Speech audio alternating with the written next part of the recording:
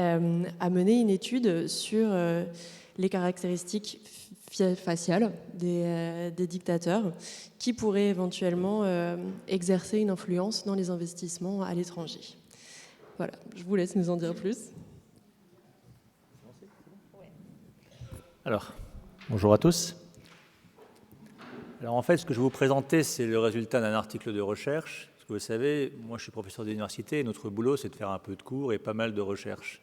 Faire de la recherche, ça veut dire créer des connaissances, donc se poser des questions auxquelles personne n'a encore répondu et y répondre de la manière la plus intelligente possible, notamment en prenant des données. Alors le papier a été fait avec 2 collègues à moi, Abel François de Sciences Po Strasbourg et Sophie Panel de Sciences Po Grenoble. Et le papier a été écrit en anglais. Je vous en raconte le contenu. En fait, le point de départ, c'est qu'est-ce qui motive une entreprise à investir dans un pays étranger. Je prends par exemple Auchan. Auchan est installé en Russie et en Pologne. Et Auchan, par exemple, n'est pas installé en République tchèque. Pourquoi est-ce que Volkswagen, par exemple, a racheté il y a 30 ans l'entreprise tchèque Škoda? D'accord? Ceci, ce sont des exemples d'investissement à l'étranger que font des entreprises. Quand on parle en fait d'investissement à l'étranger, on appelle ça généralement les IDE, dans la littérature économique, ça veut dire investissement direct à l'étranger. C'est quand une entreprise décide tout d'un coup d'acheter une entreprise à l'étranger. Donc ça peut être fait par le fait qu'elle achète par exemple comme Volkswagen une entreprise qui existe déjà en République tchèque, Škoda. Ça pourrait aussi être le fait que tout d'un coup Renault décide de créer une usine Renault en Slovaquie par exemple. Donc quand on se pose la question, comment une entreprise choisit le pays où elle s'installe à l'étranger? Il y a beaucoup de raisons qui ont déjà été mises en avant, notamment le fait qu'une entreprise a par exemple décidé de s'installer dans un certain pays parce que ça lui permet un accès à un nouveau marché. Si par exemple Auchan s'est installé en Russie, et y est toujours, c'est parce qu'Auchan considère que la Russie c'est un bon marché pour ses produits. Il peut aussi avoir une motivation de baisse des coûts. Ça, c'est si par exemple vous êtes Renault, ou Peugeot plutôt, puisque Peugeot l'a fait, vous vous installez en Tchéquie, une usine près de Prague, parce que ça vous coûte moins cher les ouvriers là-bas. En tout cas, il y a 20 ans, c'était vrai. C'est de moins en moins vrai. Ce qui joue aussi un rôle pour vous installer ou pas à l'étranger, vous, entreprise, c'est les conditions politiques et économiques du pays. Vous voulez en fait investir dans un pays qui est stable. Vous voulez en fait investir dans un pays où vous considérez que l'environnement économique ne va pas changer. Je vous donne des exemples plus loin, mais vous ne voulez pas, par exemple, que vous installez dans un pays qui fait partie de la zone euro, et tout d'un coup, le pays sort de l'euro. Vos profits qui étaient avant en euros vont passer dans une monnaie que vous n'aviez pas choisie. Vous voulez aussi vous installer dans un pays où les politiques sont favorables aux investisseurs, notamment un pays où on ne va pas tout d'un coup fortement augmenter votre taux d'imposition. Si on vous dit « je te prends 20% de tes bénéfices », il ne faut pas que le mois suivant, le dirigeant dise « je te prends 50% de tes bénéfices ». Vous voulez aussi un pays où le système juridique est fiable. Vous mettez de l'argent dans ce pays, vous voulez être sûr que le droit du pays ne va pas changer. En lien avec ce que j'ai dit, un déterminant très important pour une entreprise pour investir dans un pays, c'est le risque politique. Le risque politique, c'est toute interférence, toute intervention du régime politique qui peut affecter le rendement de l'investissement, ce que vous gagnez. Je veux dire par là que si, par exemple, vous décidez d'installer une usine dans un pays ou d'en racheter une, c'est une décision sur laquelle vous ne pouvez pas revenir du jour au lendemain. Donc, vous devez prendre en compte dans votre décision le fait qu'il peut y avoir des décisions politiques qui remettent en cause votre rendement. Cela rejoint ce que je disais avant sur l'instabilité. Vous investissez dans un pays où on vous dit « je te prendrai 20% de tes profits », vous ne voulez pas que le mois suivant, ça soit 50%. Ou qu'on vous dise « les profits du pays, tu ne peux plus les sortir ». Le risque politique de manière un peu plus concrète. Donc quand Renault décide de s'installer dans tel pays ou dans tel pays, ça peut prendre 2 formes. Le premier point, c'est le fait que le gouvernement peut faire des décisions politiques, donc le régime directement prend des décisions qui affectent négativement le rendement de votre investissement, et différemment ce que vous gagnez. Je prends un exemple, le Venezuela il y a fait quelques années, vous investissez dans un pays, le Venezuela, et tout d'un coup le dirigeant vénézuélien dit « désolé mais ton entreprise, maintenant elle est à moi ». D'accord ? Mais tu n'as pas le droit de faire ça ? Ben si, un pays est souverain. Donc vous mettez de l'argent dans un pays, le risque est toujours que le dirigeant décide à un moment que ce qui est à vous est en fait à lui. Il peut aussi y avoir la vente forcée. C'est ce qui se passe actuellement en Russie.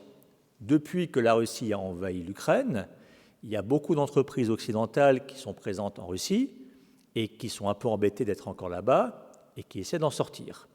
Certaines de ces entreprises ont été en fait forcées de vendre ce qu'elles possédaient là-bas à des investisseurs russes.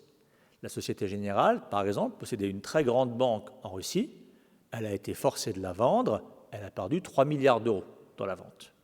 Donc ça, ce n'est pas forcément ce que la Société Générale avait anticipé, la vente forcée.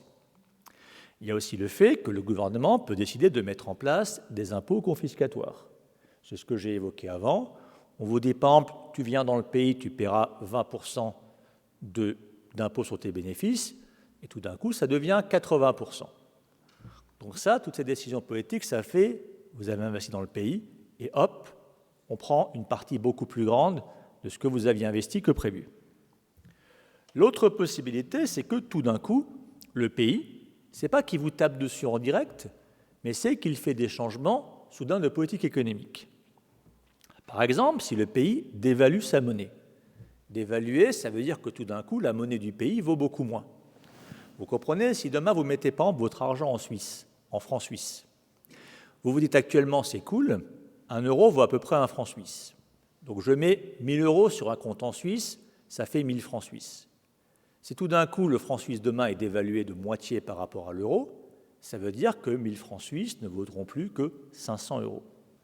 Donc quand vous investissez dans un pays et que la monnaie est dévaluée, vous pouvez perdre beaucoup d'argent. Il se peut aussi qu'on mette en place ce qu'on appelle des restrictions sur les mouvements de capitaux. Alors nous, on ne connaît pas ça en Europe parce qu'entre les pays européens, il y a une liberté de capitaux. Ça veut dire quoi? Demain, vous voulez mettre de l'argent sur un compte en banque en Belgique, en Espagne, en Allemagne, vous pouvez le faire. Les capitaux circulent librement entre les pays européens.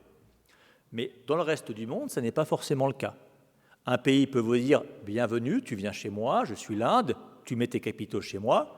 Et après, le pays peut vous dire un mois après « Ah mais désolé, l'argent que tu as mis chez moi, il ne peut plus sortir ». Voilà. Il se peut aussi que le pays décide de mettre en place des politiques économiques que j'appelle erratiques. Donc on va dire pas forcément cohérentes, même si c'est discutable. Tout d'un coup, par exemple, le pays décide de sortir de l'euro.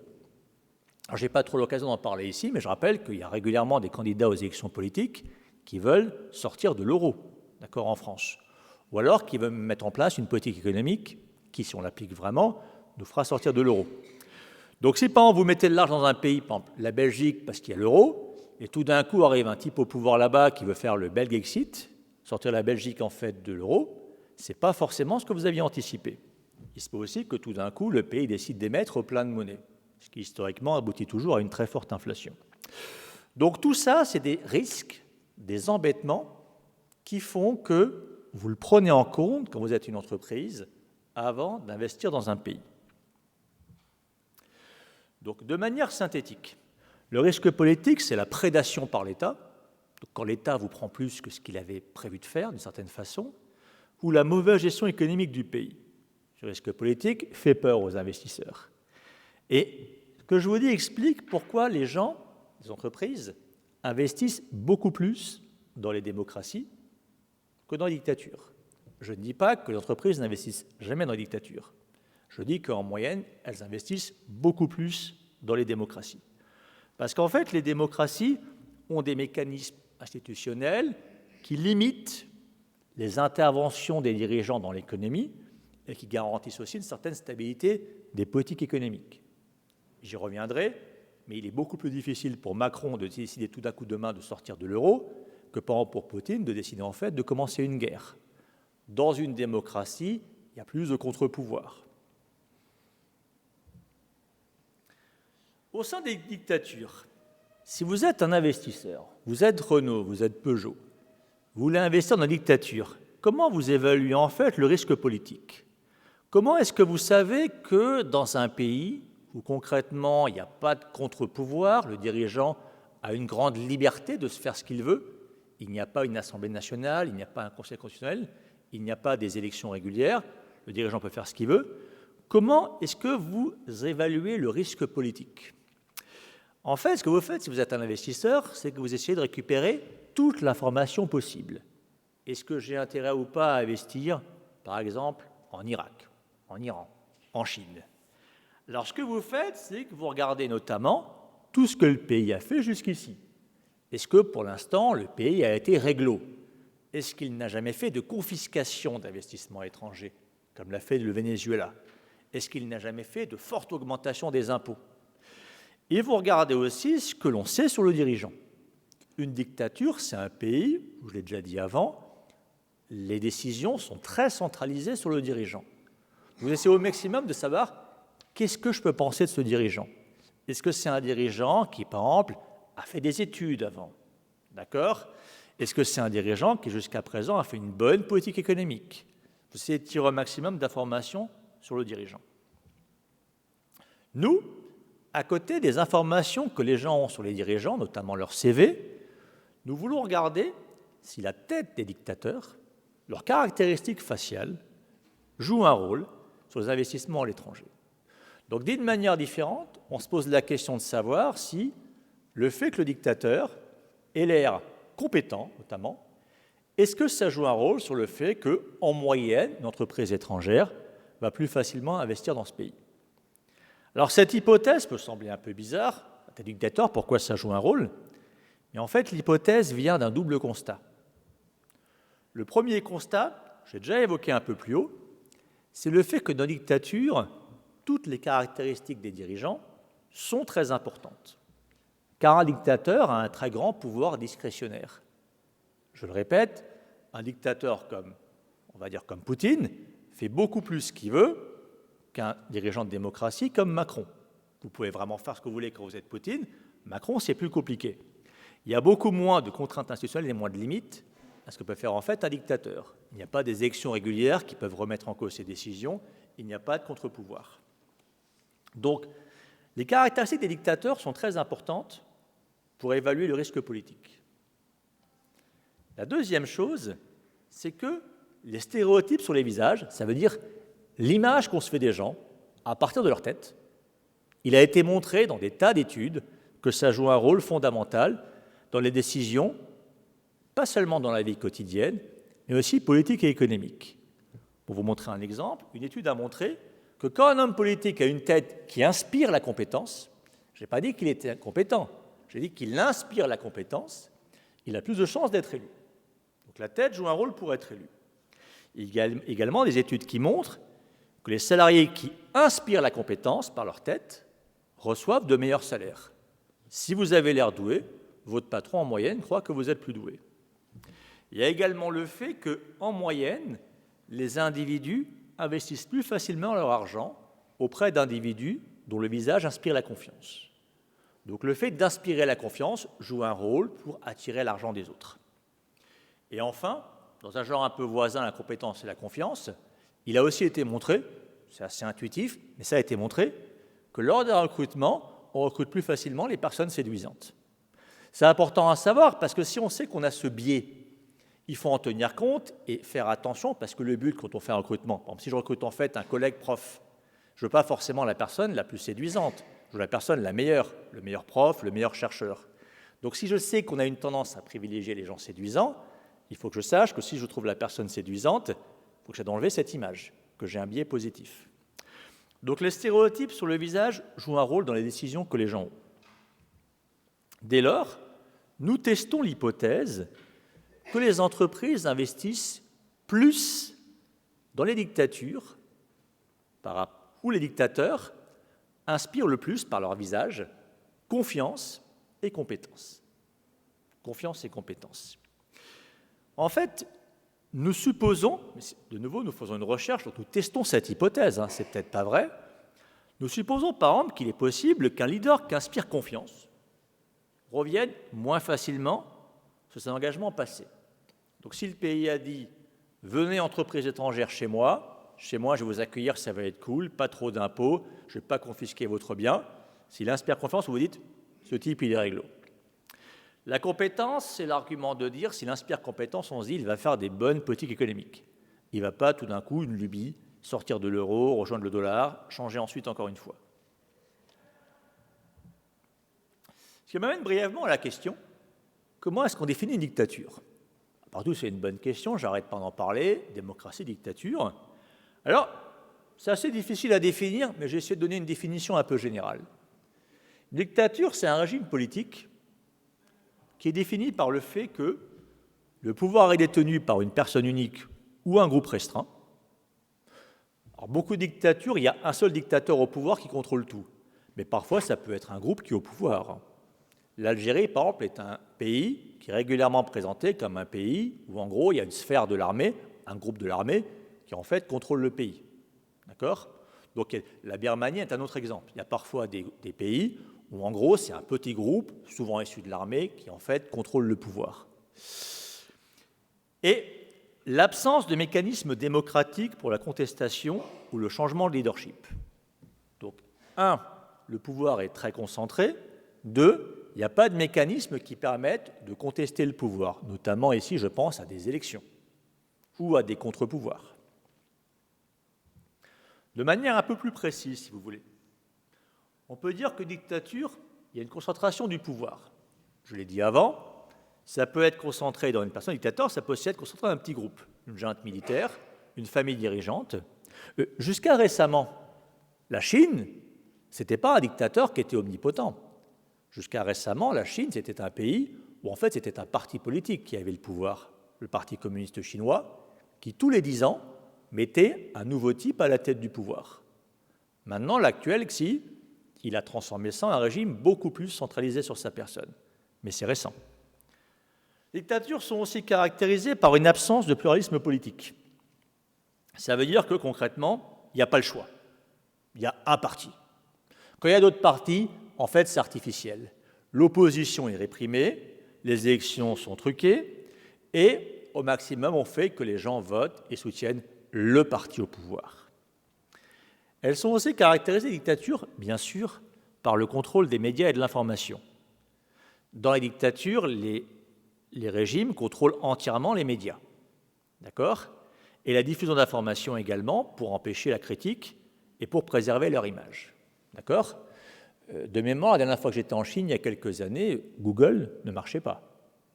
C'est intéressant dans une dictature parce que tout d'un coup, des sites que vous utilisez tous les jours ne fonctionnent plus. Ah ben non. Les médias étrangers, vous n'y avez pas forcément accès, d'accord, dans ces pays. On contrôle tout ce qui se passe. Les libertés civiles sont réprimées. Liberté civile, c'est par exemple la liberté d'expression, la liberté d'association, la liberté de réunion. Et enfin, point également intéressant, ça rejoint un peu le premier, mais c'est pour bien faire comprendre ce que c'est comme type de régime politique. Normalement, dans une démocratie, nous avons 3 pouvoirs. Le pouvoir législatif qui décide les lois, chez nous c'est l'Assemblée, le pouvoir exécutif qui applique les lois, le président et le gouvernement, et le pouvoir judiciaire qui vérifie que l'application des lois est correcte, les juges. Dans une dictature, le pouvoir exécutif domine le tout. Le pouvoir législatif ne joue pas vraiment de rôle, le judiciaire pas vraiment de rôle non plus. Il ne peut pas veiller à ce que l'exécutif ne fasse pas n'importe quoi. Par opposition, une démocratie, c'est un régime politique où les pouvoirs sont séparés. Chez nous, les pouvoirs sont séparés. D'accord? Ce n'est pas Macron qui décide les décisions des tribunaux. Les droits civiques sont protégés. D'accord? La liberté d'expression, par exemple, existe. Vous n'aimez pas Macron, vous pouvez le dire. Faites le test en Chine. Le leadership est contestable et changeable par des processus électoraux libres et équitables. Ça veut dire concrètement qu'on peut contester le leadership, éventuellement par des manifestations et surtout par des élections. D'accord? Vous n'aimez pas le gouvernement actuel? Votez pour un autre. Dans le sens de ce que je vous dis, à la question de la France est-elle une démocratie? La réponse est oui, avec 2 simples preuves. Le premier, c'est simplement que le fait que je peux poser la question. Là encore, dans un paquet de pays, je poserai la question, j'aurai des problèmes. Et je peux même répondre négativement sans me retrouver en prison. D'accord? La deuxième raison, c'est qu'il y a des alternances politiques. La meilleure preuve qu'on a une démocratie, c'est quand régulièrement, le parti au pouvoir change. Dans une dictature, le parti au pouvoir, il ne change jamais. La Chine, le parti communiste, est au pouvoir depuis 1949. Vous prenez la Syrie, le parti basse est au pouvoir depuis maintenant, de mémoire, un peu plus de 50 ans. Donc dans la dictature, c'est toujours le même parti qui est au pouvoir. Ben oui, il n'y a pas le choix. En France, vous avez eu François Hollande qui a succédé à Sarkozy, ce n'était pas le même parti, Macron à Hollande, et si vous pensez qu'en dictature, pariez votre vie sur le nom du prochain dirigeant politique. Moi, je ne ferai pas ça à votre place. Je ne sais pas qui ça va être et de quel parti il va être. Donc ces deux simples éléments, qui ne sont pas en dictature, montrent que la France est une démocratie. Pas forcément absolument parfaite, mais quand même beaucoup plus du côté de la démocratie que des dictatures comme la Chine. Pour illustrer ce que je vous dis, il y a différents organismes qui régulièrement publient des indices de démocratie. Parce qu'en pratique, comme vous le devinez un peu, ce n'est pas complètement binaire. Il n'y a pas de démocratie parfaite contre dictature totale. Il y a des pays qui sont dans des zones grises. Par exemple, la Turquie est moins dictature qu'un pays comme la Russie. Je rappelle qu'en Turquie, encore récemment, la mairie d'Istanbul et la mairie d'Ankara, les deux grandes villes, ont été perdues par le parti du régime au pouvoir. D'accord ? En Russie, ça n'arriverait pas. Alors, si on classe les pays, on leur met une note de 0 à 1. 0 dictature totale et 1 démocratie totale. Ici, vous avez actuellement où les pays se situent. En fait, c'est marqué en bas, donc ça va de 0 à 1, et vous le devinez, plus vous êtes bleu foncé, plus vous êtes une démocratie totale, parfaite. Quand vous vous dirigez, vous le voyez vers le vert, et puis après vers le jaune, dictature totale. Donc vous voyez que, contrairement parfois à une idée reçue, il n'y a pas que des démocraties en Europe ou dans l'Occident. Ça, c'était vrai, on va dire, il y a 40 ans. Les démocraties, il n'y en avait que quasiment dans les pays occidentaux. Donc en gros, Europe, Amérique du Nord, Japon et Australie. Mais depuis 40 ans, notamment, vous le voyez, l'Amérique du Sud est devenue beaucoup plus démocratique. À part le Venezuela, qui est plutôt sur une mauvaise pente, les pays d'Amérique du Sud sont devenus beaucoup plus démocratiques. L'Amérique centrale, ça dépend. L'Afrique, vous le voyez aussi, ça dépend. Alors, il y a beaucoup de dictatures en Afrique, évidemment, mais il y a aussi quelques pays qui sont des démocraties. De nouveau, pas forcément parfaites, et ça peut évoluer. Mais le Sénégal, l'Afrique du Sud, le Botswana, c'est pas si mal. Et l'Asie, comme vous le voyez, ça dépend. L'Inde, vous le voyez, n'est pas forcément totalement bleue, mais n'est pas forcément totalement jaune. La Mongolie aussi, là au-dessus de la Chine, commence à devenir un peu démocratique. Donc en fait, voilà l'état du monde. Alors quelque part, pour notre étude, c'est très bien. Nous, ce qu'il faut, c'est qu'on regarde les dictatures. Donc autant qu'il y en ait beaucoup. Il y en a beaucoup. Alors, ce que nous faisons, c'est que nous allons regarder, c'est les caractéristiques faciales, le fait que le dictateur inspire confiance ou inspire compétence, est-ce que ça influence les investissements à l'étranger? Alors, pour faire ça, il faut qu'on collecte des données. On va analyser statistiquement, est-ce qu'il y a une relation entre les deux choses? Alors, notre étude porte sur 267 dictateurs qui ont été en place à travers le monde lors des dernières décennies. Il y a eu beaucoup de dictatures dans le monde depuis 50 ans, beaucoup. Mais le grand point de notre collecte de données, c'est comment est-ce qu'on mesure le fait de savoir si la tête de Poutine, de Kadhafi, de Saddam Hussein, est-ce que ça inspire confiance ou compétence? Comment est-ce qu'on sait l'impression laissée par un visage? Et bien en fait, ce qu'on a fait, c'est simple, on a posé la question à des gens. C'est encore plus simple. Ça veut dire quoi? On a posé la question à des gens. En fait, nous avons d'abord collecté les photos des dictateurs, de différentes sources. De ce point de vue-là, Internet est très pratique. On a pris des photos, comme je l'ai dit avant, de Kadhafi, de Saddam Hussein, de Poutine. Alors là, je vous donne les plus connus. Nos 276, la plupart, on n'en a jamais entendu parler. Et on a pris des photos qu'on a présentées de la façon la plus neutre possible. On a pris des photos en noir et blanc, des photos en gros plan, de taille identique, avec un fond neutre. Et on a enlevé toutes les caractéristiques non faciales qui pourraient apparaître. Je traduis. Je prends par exemple ce dictateur. Je ne pense pas que vous le connaissez, de mémoire c'est Gallieri. C'était le dictateur argentin qui était au pouvoir en Argentine en 81-82, à l'époque de la fameuse guerre des Malvines, entre l'Argentine et l'Angleterre. Donc on a sa photo initialement à gauche, et on l'a transformée, vous le voyez, dans la photo à droite. Une photo neutre, noir et blanc, gros plan, où on ne voit pas qu'il a un bel uniforme militaire tout blanc. Donc on a une photo neutre. Donc on a d'abord pris ces photos. Et après, ce qu'on a fait, c'est qu'on a montré ces photos à un grand nombre de gens. Je vais vous dire qui y a juste après, pour qu'ils nous disent, pour chacun, combien tu lui donnes de 1 à 10 de compétence ou de confiance. On a posé une question en fait en anglais, j'expliquerai après, on a fait ça avec des gens qui parlent anglais, nous sommes intéressés par votre première impression de cette personne. Donc dites-nous si vous jugez cette personne compétente ou pas, juste à sa tête. Vous la notez de 1 à 8. De 1 à 8.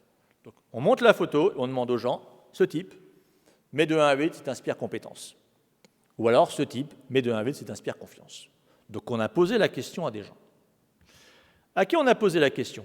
Bon, je vais tout de suite le dire derrière, mais je précise juste encore que pour éviter la fatigue cognitive, le fait que les gens sont fatigués si on leur demande 300 dictateurs, dis-moi si tu inspires confiance ou compétence, on a à chaque fois juste pris 35 photos et on l'a montré en fait à une personne qui nous disait pour chacun, est-ce qu'il t'inspire compétence ou est-ce qu'il t'inspire confiance? Et les gens à qui on a posé la question, en fait, c'est des gens qu'on a embauchés dans le monde entier. Comment on a fait? Vous connaissez Amazon, l'entreprise qui vend en fait des livres en ligne, etc. Amazon propose également des services, notamment le service qui s'appelle Amazon Mechanical Turk. Qu'est-ce que c'est que ce truc? En fait, c'est une plateforme en ligne où des gens peuvent s'inscrire pour en fait faire des petits travaux. Donc nous, en fait, ce qu'on n'a pas fait, c'est qu'on a embauché des gens sur cette plateforme en leur disant, voilà, tu vas répondre à 35 questions, tu as 35 photos, tu vas de 1 à 8, tu vas me dire si tu inspires confiance ou compétence.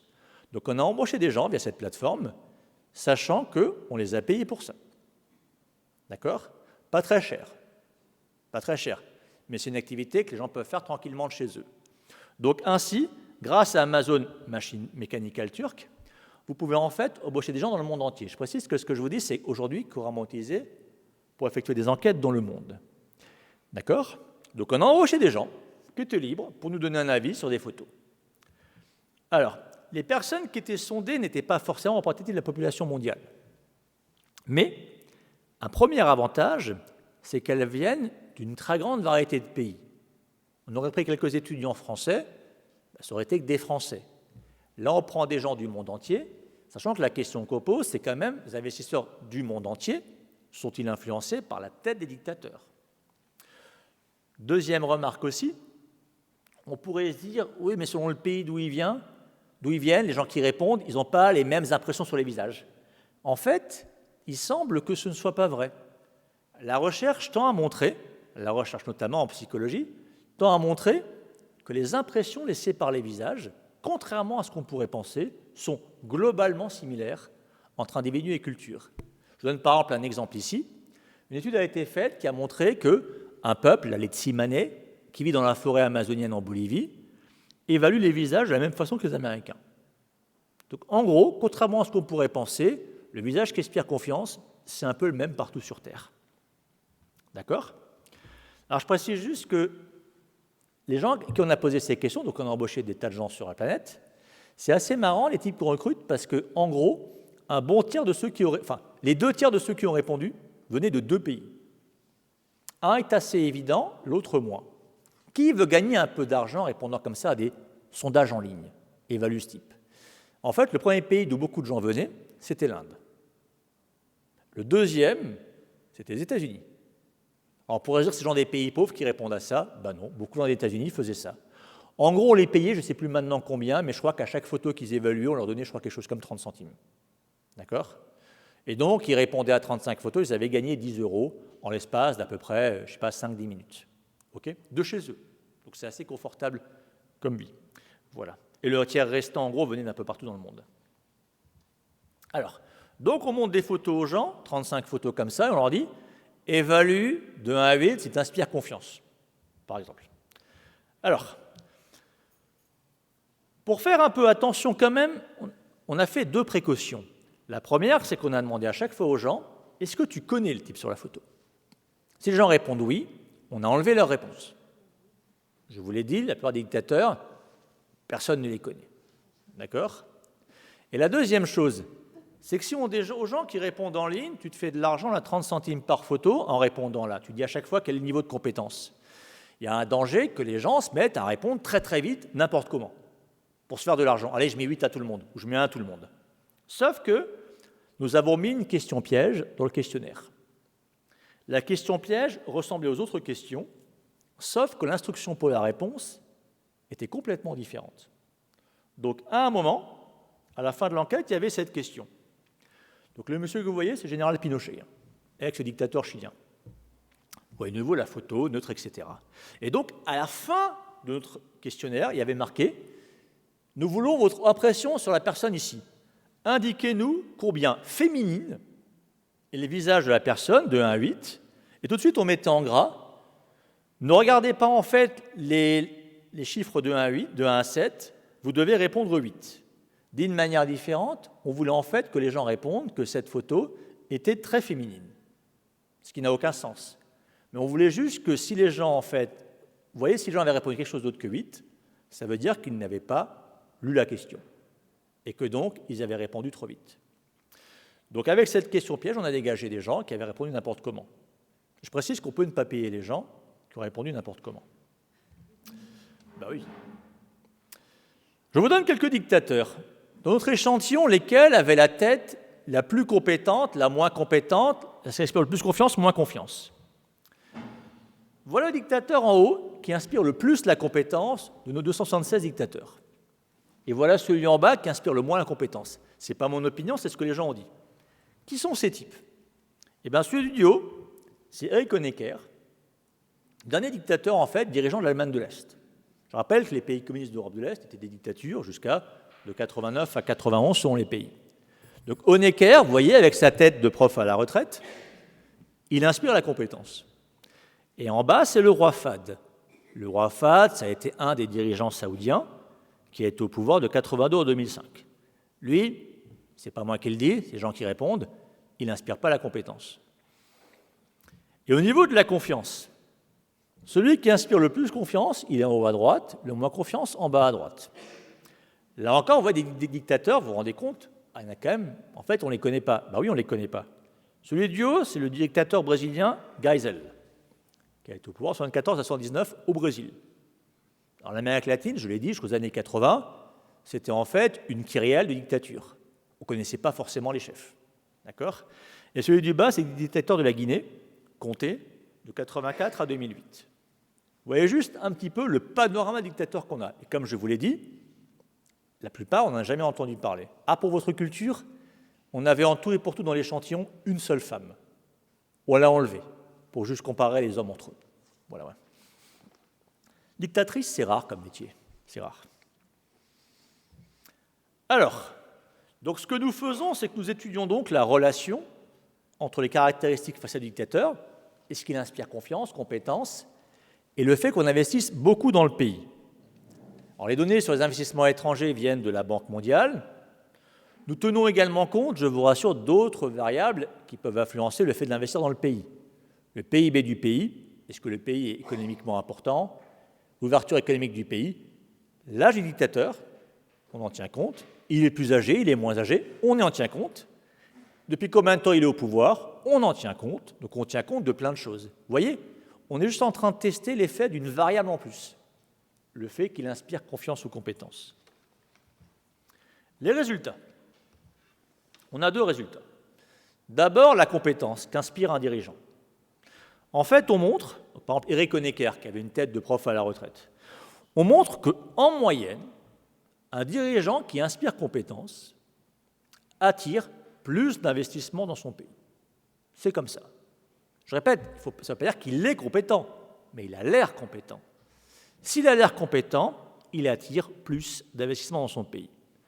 Alors c'est en accord avec ce que je vous ai dit plus haut, le fait que les investisseurs essaient de regarder les caractéristiques des dirigeants, et donc notamment ils disent s'il a l'air compétent, c'est peut-être mieux. De la même logique, dans un travail plus ancien, on a montré avec mes collègues que les investisseurs font aussi attention, par exemple, à l'éducation des dictateurs. Si le dictateur est un peu plus éduqué, il a un master plutôt que pas d'études, les investisseurs préfèrent aussi investir dans le pays. De nouveau, avant d'investir dans une dictature, vous évaluez les risques politiques et vous utilisez notamment des éléments comme la tête qui l'inspire. Donc compétence, c'est bien. Par contre, la confiance, ça ne change rien. Le dirigeant inspire confiance, non, ça ne change pas. Pourquoi? On essaie de comprendre, mais on n'a peut-être pas la bonne explication. En fait, on se dit que le fait qu'il inspire confiance, c'est à double tranchant. Parce que ça peut vouloir dire que ce dirigeant il aura du mal à mettre en place des politiques impopulaires auprès de ses soutiens politiques. Vous voyez?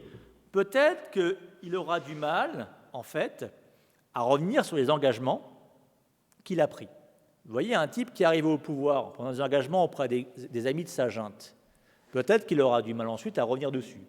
Donc il arrive au pouvoir, il inspire confiance, mais la confiance, ça veut peut-être aussi dire qu'il voudra continuer d'appliquer le programme révolutionnaire qu'il a amené au pouvoir. Explication possible, on ne sait pas.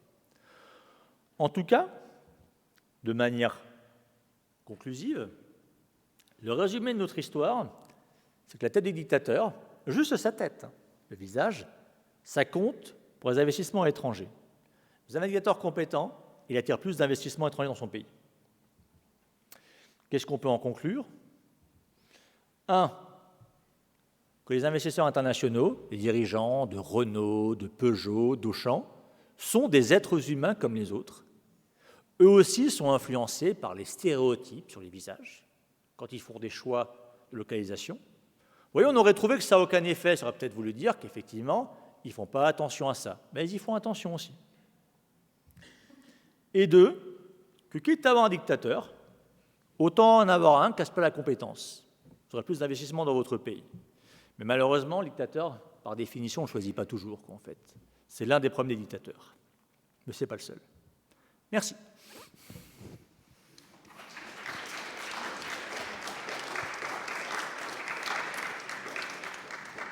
Merci beaucoup. Est-ce qu'il y a des questions?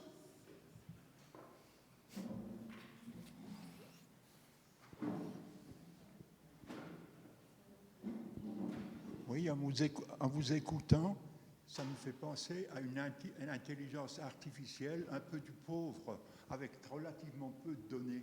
Qu'est-ce que vous dites sur ça? Je n'ai pas compris le lien avec l'intelligence artificielle. Ça vous fait penser pour quelle raison? Parce que vous prenez un certain nombre de données et vous arrivez à un certain nombre de conclusions, mais le nombre de données qu'on a dans l'intelligence artificielle est beaucoup plus grand que ce que vous avez. Donc votre choix des données biaise un peu le résultat final. Non, parce que j'ai pris toutes les données qui existaient. J'ai pris tous les dictateurs qui étaient en place. Tous. Tous ceux pour lesquels on a de l'information. Oui, mais ce nombre est relativement petit. Mais c'est le nombre de dictateurs. Si vous voulez, l'intelligence artificielle, elle va inventer des dictateurs. Mais on ne peut pas augmenter le nombre de dictateurs. J'ai pris tous ceux qui étaient en place depuis qu'on a des variables, enfin de l'information sur l'investissement à l'étranger. Je les ai tous pris. Donc je n'ai pas enlevé ceux qui ne m'arrangeaient pas, j'ai pris tout le monde. L'intelligence artificielle, si vous voulez, elle ne peut pas inventer un échantillon. Ou alors, si vous voulez qu'elle l'invente, elle va donner n'importe quoi. À partir du moment où mon échantillon comprend les dictateurs qui sont en place, on ne peut pas reprocher d'avoir biaisé l'échantillon. Vous voyez, c'est comme si je prenais les élections présidentielles françaises. Mais justement, sur votre problème, si vous utilisez l'intelligence artificielle... Ah non, je ne l'utilise pas. Quel est le résultat qui est obtenu et quel est le overlap entre ce résultat de l'intelligence artificielle et ce que vous arrivez au résultat? Je ne sais pas, j'ai peut-être l'intelligence artificielle, mais elle va inventer des choses. Vous savez, un des gros problèmes de l'intelligence artificielle, c'est qu'au jour d'aujourd'hui, elle peut inventer beaucoup de choses. Donc à partir du moment où je prends tous les dirigeants qui sont en place, les dictateurs qui existent, et que j'étudie cette question sur tous ceux qui sont en place, on ne peut pas en trouver plus. Si l'intelligence artificielle en a plus, c'est qu'elle les a inventés, donc ils n'existent pas. Donc voilà. Oui. J'ai une toute première question, très rapide, très simple. Quand vous avez montré les photos et vous avez demandé confiance, compétence, est-ce que vous avez affiché ce sont des photos de dictateurs? Non. Non, d'accord. Donc c'est simplement... Vous avez raison, très important. On a toujours dit aux gens, ce type, combien vous lui mettez de 1 à 8? Mais effectivement, vous avez raison, on n'a jamais dit que c'est un dictateur. Sinon, vous avez raison, ça pourrait influencer. D'accord. Donc je vous mets 8 aussi, même si vous n'êtes pas encore à la retraite. Voilà, mais ma deuxième question, c'est en extrapolant... vous avez parlé des investissements d'entreprises françaises à l'étranger. C'était pour illustrer mon propos. En pratique, on a pris tous les investissements étrangers qu'un pays reçoit. D'accord, oui. Mais maintenant, c'est valable dans l'autre sens aussi. Donc, Bruno Le Maire qui explique haut et fort qu'on n'augmentera pas les taxations des entreprises et ainsi de suite, et avec la tête qu'il a, est-ce que ça peut favoriser des investissements en France?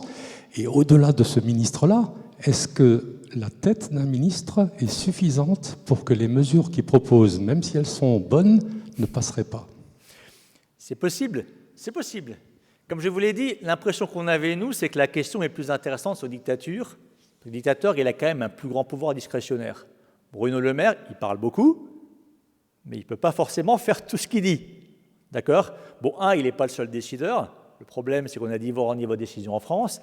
Et puis, deuxièmement, si je reprends l'exemple de Bruno Le Maire, l'Assemblée nationale, la majorité n'est pas forcément toujours dans son sens. Parce que je rappelle qu'il y a une majorité relative actuellement.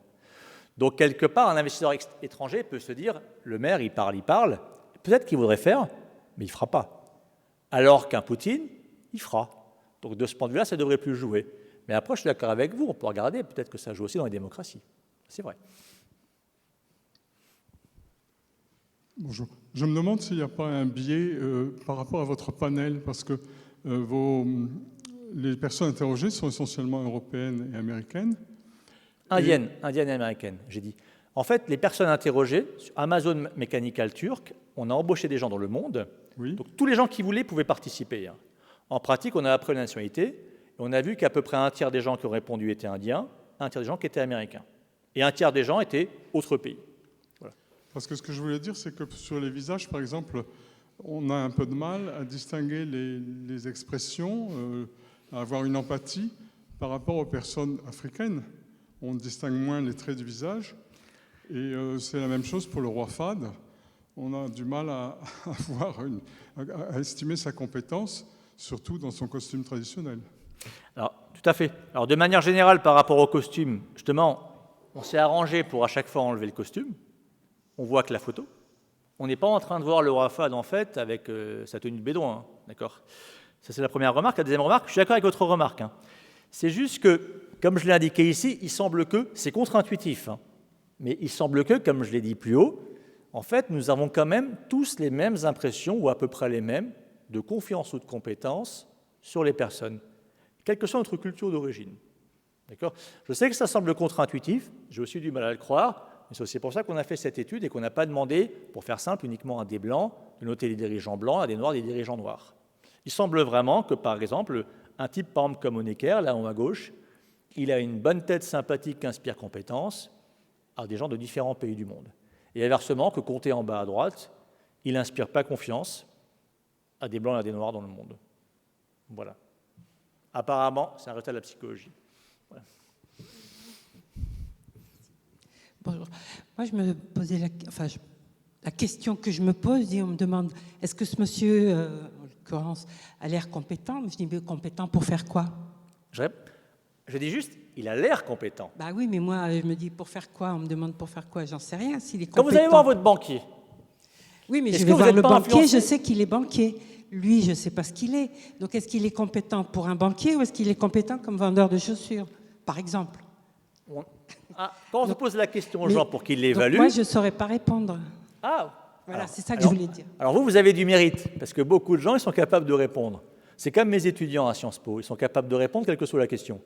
Il y a des gens, en fait, qui ont toujours une capacité à répondre quelle que soit la question. Mais on va dire, il y a beaucoup de gens qui sont apparemment capables de répondre.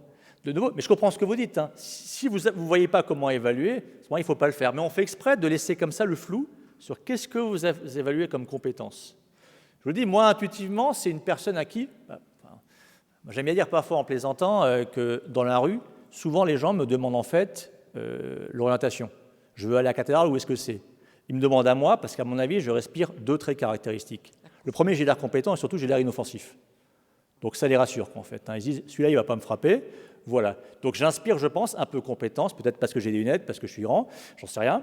Et j'inspire aussi l'inoffensivité, voilà, en fait. Donc il y a des gens, je dis, c'est un peu comme ça que vous choisissez parfois, éventuellement, les gens à qui vous demandez une information. Mais je comprends ce que vous dites. Il y a des gens, peut-être que ça ne parle pas de certaines personnes. Oui, alors que pour la confiance, ça marche. Parce que comme vous dites, comme dans la rue, on va vers quelqu'un qui nous inspire confiance.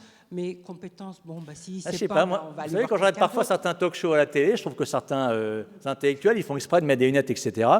Pour, je vais faire une remarque un peu provocatrice. Très provocatrice, mais vous savez, quand Éric Zemmour est devenu candidat au présidentiel il y a 2 ans, il a commencé à mettre des petites lunettes. Moi, je pense qu'il voulait se donner un air de compétence. Mais voilà, en fait. Un air. Oui, au fond.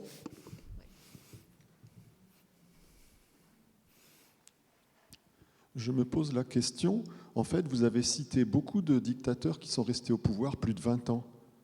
Et dans le temps, on peut afficher une autre tête? Est-ce que les investissements ont changé dans le temps, en fonction du vieillissement, en fonction d'un autre paramètre que...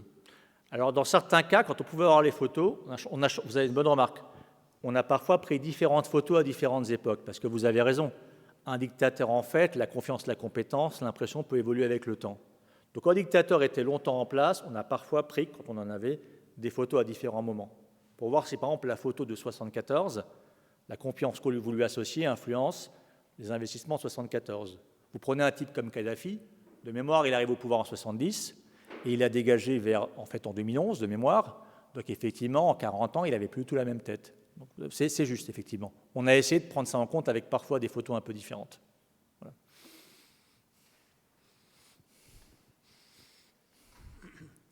Merci. Il me semble un peu restrictif d'analyser uniquement des critères aussi subtils et subjectifs sur des caractères visuels. Il existe des techniques, notamment au niveau du recrutement en entreprise, principalement, des techniques comme la morphopsychologie, voire la graphologie, qui sont pseudo-scientifiques, mais qui sont utilisées de plus en plus parce qu'on peut se tromper. L'impression visuelle est liée à notre propre expérience, nos souvenirs, nos rencontres, etc. Alors que la morphopsychologie, la graphologie, c'est beaucoup plus neutre encore. Est-ce que ce n'est pas des techniques qui permettraient d'affiner encore l'opinion et le jugement qu'on peut avoir? C'est possible, mais de nouveau, avant d'envoyer en fait votre argent dans un autre pays, les entreprises vont rarement pouvoir dire au dictateur « Écoute, tu vas me faire un test graphologique. Tu m'écris une lettre. Cher Renaud, j'aimerais que tu investisses dans mon pays. » Donc, comme malheureusement, ils ne peuvent pas le demander, ils font avec ce qu'ils ont. Vous avez raison par rapport à ce que vous dites. Vous voyez, c'est toujours pareil. L'idée, c'est de dire on prend toute l'info qu'on a sous la main.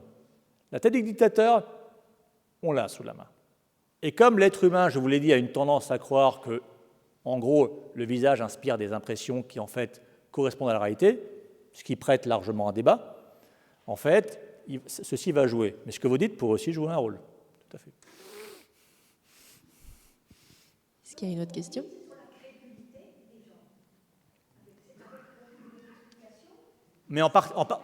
Mais c'est ceux qui sont crédules. Non, ils ne sont pas crédules.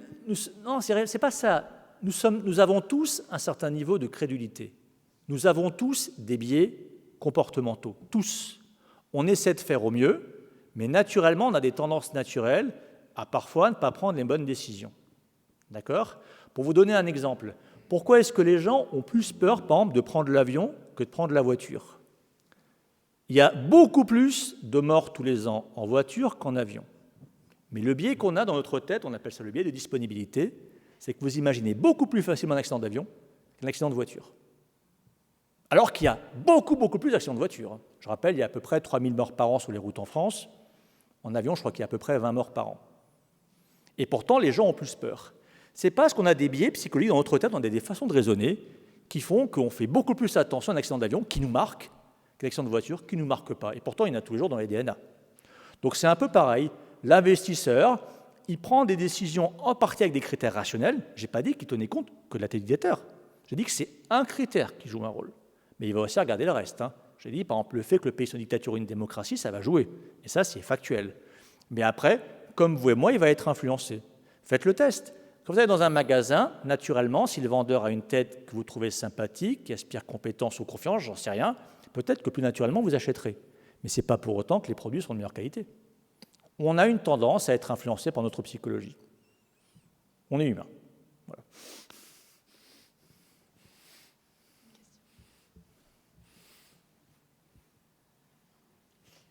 Moi, ce qui me gêne un petit peu, je voudrais créer une entreprise maintenant. Et on a le regard sur le dictateur.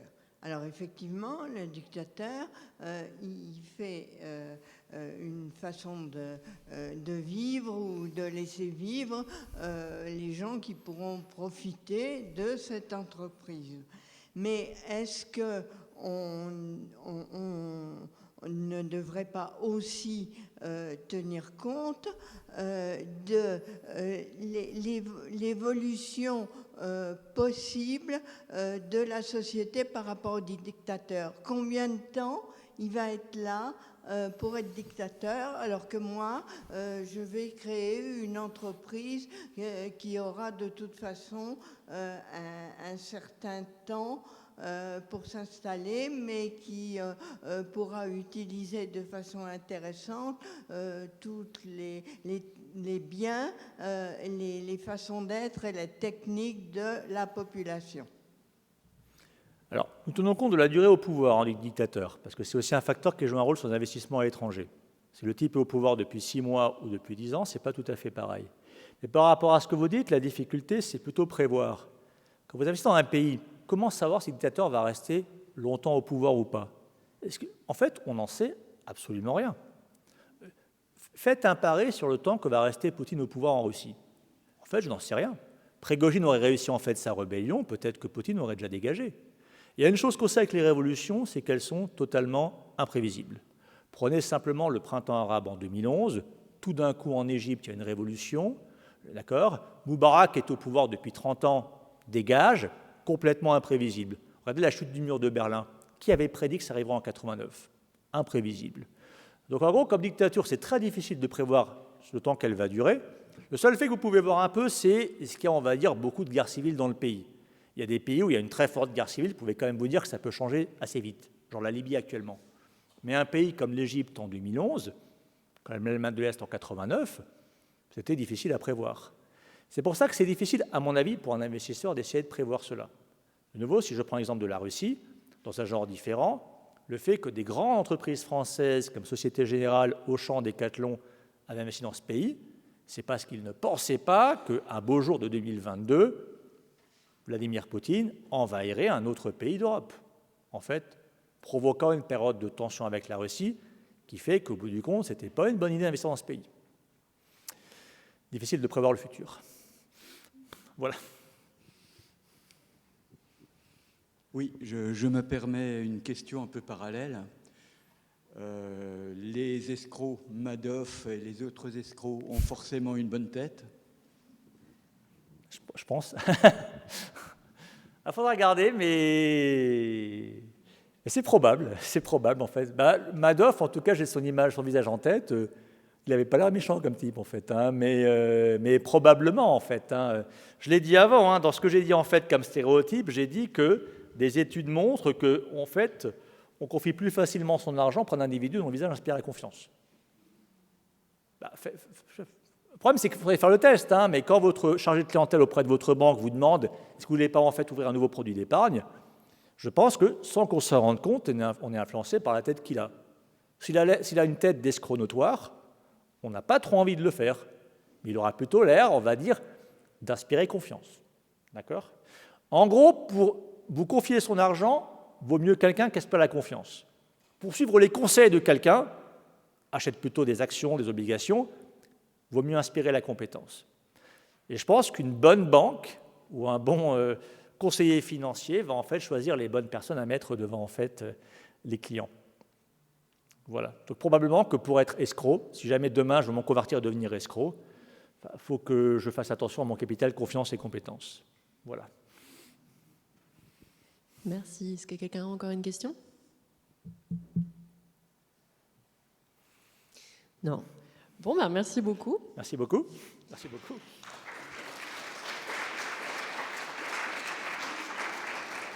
Lundi prochain, il n'y aura pas de conférence, c'est les vacances universitaires. Donc on vous attend le lundi suivant pour une conférence de Lisa Renard sur les Maoris en Nouvelle-Zélande. Merci beaucoup.